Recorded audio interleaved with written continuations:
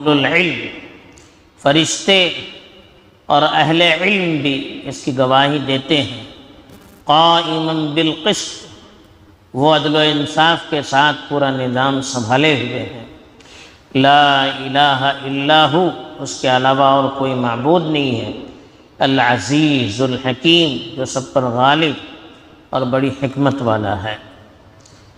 اب یہ اللہ تعالیٰ نے وضاحت کر دیا کہ اللہ کے نیک بندے کیوں اللہ کی عبادت کرتے ہیں، کیوں اللہ کے سامنے راتوں کو گڑ گڑاتے ہیں، کیوں اسی سے اپنا لو لگائے رکھتے ہیں۔ اس لیے کہ اللہ تعالیٰ نے اعلان کر دیا ہے کہ اللہ کے علاوہ اور کوئی معبود نہیں۔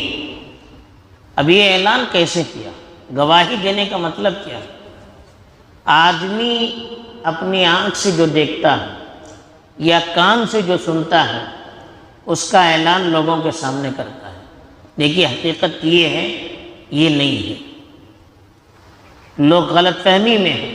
اصل حقیقت یہ ہے، میں نے اپنی آنکھوں سے دیکھا یا میں نے اپنے کانوں سے سنا۔ تو اعلان کرنا کسی حقیقت کا، تو اللہ تعالیٰ نے بھی کہا کہ اللہ تعالیٰ نے اعلان کر دیا ہے کہ اس کے علاوہ اور کوئی عبادت کے لائق نہیں ہو سکتا۔ اب یہ اعلان کیسے کیا؟ ایک تو اللہ تعالیٰ نے اپنی کتابوں کے ذریعے سے کیا۔ پچھلی جو کتابیں اللہ تعالیٰ نے نازل کی، توریت، انجیل، زبور، اور اس کے علاوہ دیگر جو صحیفے پچھلے انبیاءوں پر نازل کی، اس میں گواہی دی اللہ نے۔ اور دوسرے اللہ تعالیٰ نے قرآن مجید میں جو دلائل پیش کی، اس کے ذریعے سے اللہ نے اعلان کر دیا۔ ایسے ایسے دلائل ہیں جس سے خود بخود انسان سمجھ سکتا ہے کہ اللہ کے علاوہ کوئی معبود نہیں ہو سکتا۔ تیسری طرف اللہ تعالیٰ نے کائنات میں جو چیزیں پیدا کی ہیں، کائنات کا نظام جس طرح سے اللہ تعالیٰ سنبھالے ہوئے، یہ چیز خود اس بات کا اعلان کرتی ہے کہ اللہ کے علاوہ اور کوئی معبود نہیں ہو سکتا، اس لیے کہ یہ صفات، یہ قدرت اللہ کے علاوہ اور کسی کی نہیں ہو سکتی۔ تو یہ اللہ نے اعلان کر دیا۔ دوسری طرف اللہ نے کہا کہ فرشتوں نے بھی گواہی دی، فرشتوں نے بھی اقرار کیا ہے کہ اللہ کے سوا کوئی معبود نہیں۔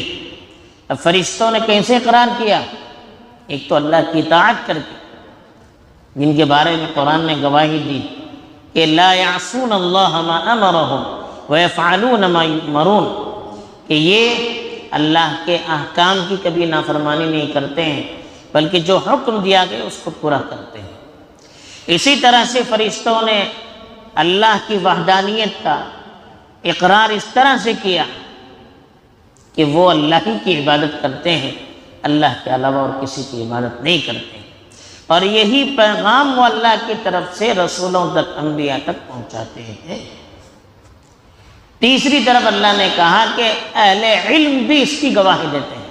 اہل علم کا مطلب کون ہے؟ ایک تو انبیاء اور دوسرے علماء جو انبیاء کے وارثین ہوتے ہیں، وہ بھی اللہ کی نشانیوں پر غور کر کے، اللہ کی کتابوں میں بتائی ہوئی چیزوں کو پڑھ کر وہ اپنی زبان سے بھی اقرار کرتے ہیں کہ اللہ کے علاوہ کوئی معبود نہیں ہے، اور عمل کر کے بھی بتلاتے ہیں کہ سوائے اللہ کے ہم کسی کی عبادت نہیں کرتے ہیں، اور اسی کی دعوت لوگوں کے درمیان عام کر کے وہ اس کا اعلان کرتے ہیں اور گواہی دیتے ہیں اور اقرار کرتے ہیں کہ اللہ کے سوا کوئی معبود نہیں ہے۔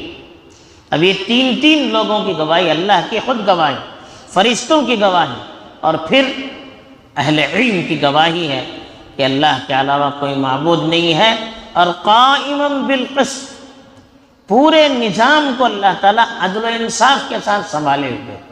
دنیا کا نظام ہے، آسمان و زمین کا نظام ہے، شریعت کا نظام ہے، انسانوں کو جو اللہ تعالیٰ نے صلاحیت دی ہے وہ نظام ہے۔ جو بھی نظام ہے اللہ نے عدل و انصاف کے ساتھ قائم رکھا ہے، کسی پر اللہ کے ہاں ظلم نہیں ہے، کوئی چیز انسان کی صلاحیت سے بڑھ کر نہیں ہے۔ زمین اور آسمان میں کوئی چیز ایسی نہیں ملے گی جس میں کہیں عدم توازن نظر آتا ہو، کہیں اعتدال نظر نہیں آتا ہو۔ ایسی کوئی چیز آپ کو دنیا میں یا زمین اور آسمان میں، یا اللہ کی پیدا کی ہوئی مخلوق میں، یا اللہ کی نازل کردہ شریعت میں آپ کو نظر نہیں آ سکتی۔ ان سب چیز کی گواہی اہل علم بھی دیتے ہیں۔ تو علماء نے اس آیت کی وجہ سے لکھا ہے کہ یہ علماء کی بہت بڑی فضیلت ہے کہ اللہ تعالیٰ اپنی وحدانیت کی گواہی دینے کے لیے، اس کا اقرار کرنے کے لیے اور اعلان کرنے کے لیے اپنے ساتھ اور اپنے فرشتوں کے ساتھ علماء کا بھی ذکر کرتے ہیں۔ کتنی بڑی اللہ نے فضیلت بیان کی ہے۔ پھر اللہ نے مقرر کہا کہ لا الہ الا ہو۔ جب اللہ کی ذات اتنی بڑی ہے، جب ہر چیز اللہ کی وحدانیت کی اور اس کے معبود برحق ہونے کی گواہی دیتی ہے، تو پھر اس اللہ کے علاوہ اور کوئی عبادت کے لائق نہیں ہو سکتا، کیونکہ وہی عزیز ہے، ہر چیز پر وہی غالب ہے۔ دنیا کی کوئی طاقت اس پر غالب نہیں آ سکتی، کوئی طاقت اس کو جھکا نہیں سکتی، کوئی طاقت اس کے فیصلے کے خلاف نہیں جا سکتی، کوئی طاقت اس کے طے شدہ نظام کی مخالفت نہیں کر سکتی، اور حکیم ہے۔ اتنی طاقت ہونے کے باوجود، اتنی قدرت ہونے کے باوجود جو بھی کرتا ہے حکمت کے ساتھ کرتا ہے، جو بھی کرتا ہے تدبر کے اور تدبیر اور پلان کے ساتھ کرتا ہے۔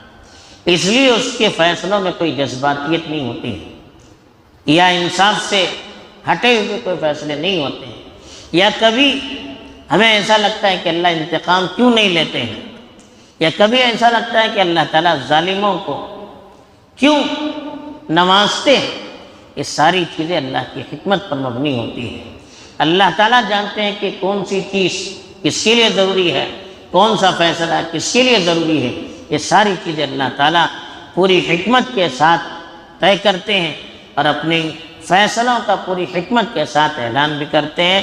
بہرحال اس آیت میں اللہ تعالیٰ نے اپنی وحدانیت کی بھی گواہی دی، اور یہ بھی بتایا کہ دنیا کا پورا نظام، خدائی پورا نظام عدل و انصاف پر قائم ہے، اور یہ بھی بتایا کہ علماء کی گواہی جب اللہ نے اپنے ساتھ شامل کی ہے تو اللہ کے نزدیک علماء کی بڑی قدر و قیمت ہے، ان کا احترام بھی ہونا چاہیے، اور ان کے فیصلوں کا اقرار بھی ہونا چاہیے، ان کے فیصلوں کو ماننا بھی چاہیے۔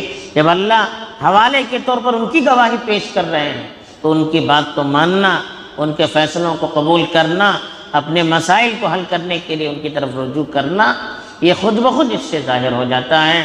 اور چوتھی چیز یہ معلوم ہوتی ہے کہ اللہ تعالیٰ ہر چیز پر غالب ہونے کے باوجود اللہ کا ہر فیصلہ حکمت پر مبنی ہوتا ہے۔ اللہ تعالیٰ ہمیں اپنے نظام کو سمجھنے کی اور اس کے ذریعے سے اپنی وحدانیت کے اقرار کر کے اپنی طرف متوجہ ہونے کی توفیق دے۔ آمین۔ وآخر دعوانا الحمد للہ رب العالمین۔ سبحان اللہ۔